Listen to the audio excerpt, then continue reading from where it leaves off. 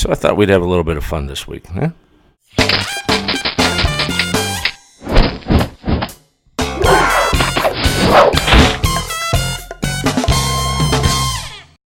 Well, welcome back to the Comconocave. I'm your host, the Comconocalst.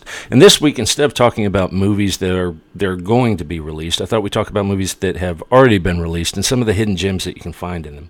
I'm talking about Easter eggs. Now, if you're not familiar with Easter eggs, they're kind of like little hidden things that give shout-outs to other movies, products, things like that. Usually put in by the director, maybe even the writer. But, and, you know, they're kind of like a little inside joke almost. Now, to give, you know, a little bit of examples of what I'm trying to explain to you, I picked out some still frames from the internet and wanted to show them to you so you could kind of understand what Easter eggs are. Now, the first one I've got is 1982's Tron. Now, back in the early 80s, it was kind of like the advent of the arcade. You know, video games were just becoming popular and people were losing quarters by the boatload. But in one of the scenes on Tron, there's a little Pacman. He's eating the little dots, and it's on one of the monitors, and it goes by very quickly. So if you don't see it, you will miss it. But it's still a little bit of a nice shout out to them. Now, Spielberg is notorious for putting Easter eggs into his movies, primarily complimenting George Lucas. In Raiders of the Lost Ark, he put a hieroglyph of R2-D2 and C-3PO on one of the walls in the chamber where the Ark of the Covenant was.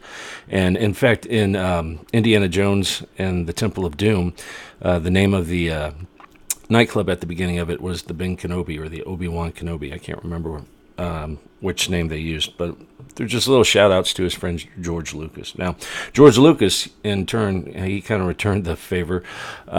In Star Wars Episode 1, The Phantom Menace, he actually has in the Galactic Senate, one of the pods had nothing but the creatures from E.T. the Extraterrestrial, which I thought was kind of a nice shout-out as well. So, you know, you give, they return. What else we got? Well, J.J. Abrams, he's also trying to get in on the Easter egg deal. He's put R2-D2 in a couple of his Star Trek movies, which I thought was kind of a nice nod and ironic now that he's going to be directing the new Star Wars movies. So I thought that was kind of cool. Now, sometimes Easter eggs give a clue to what's going to be coming up. In the very first Iron Man, in one of the scenes you can see the Captain America shield on the back on his workbench. Now, Iron Man was the first movie that came out in the modern, you know, Marvel Cinematic Universe. Yeah, they had the Hulk movies, but they weren't really under the Marvel banner, I don't think, at that time. So, I mean, it kind of gave a clue as to what was going to be coming up, and it was just kind of a nice nod to future projects. But one future project that showed up in a movie, I don't even think it was expected. If you go back and watch I Am Legend, there's a sign in the old New York that has the Batman logo with the Superman emblem right in the middle, Batman, Superman. I mean, this was years before there was any announcement that there was going to be a Justice League film, let alone a Batman Superman movie coming out. So, you know, sometimes Easter eggs, they're, you know, by accident. So, these are just little things that, you know, after you've seen the movie once and you've taken it in, it's kind of nice to go back and see if you can pick up on little, you know, nuances or hidden things. So I just thought I'd share these with you. I hope you like them.